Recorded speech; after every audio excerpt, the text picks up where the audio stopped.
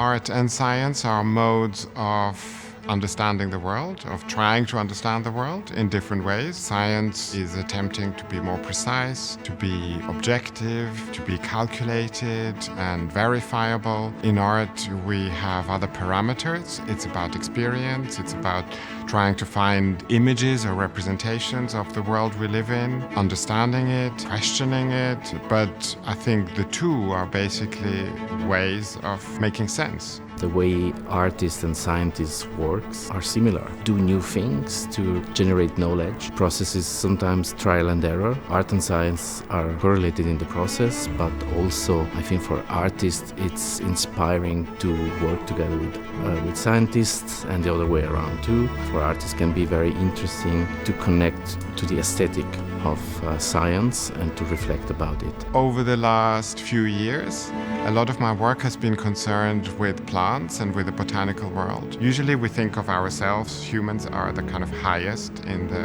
order of the world, and then it's the animals, and then it's the plants, and below that perhaps the stones or the inanimate matter. I want to kind of invert that and make the plants the teachers, sort of see what that means. What can we learn when we don't think we know everything? The initiative of MASI and IBSA Foundation, SciArt SwitzerlAnd, it's very interesting.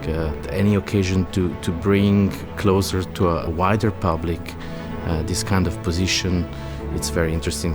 Science can use art to bring kind of complex information in an emotional way, and bringing specialists together from different fields to talk about complexity and how complexity can be understood and used also, I think it's a key for the future.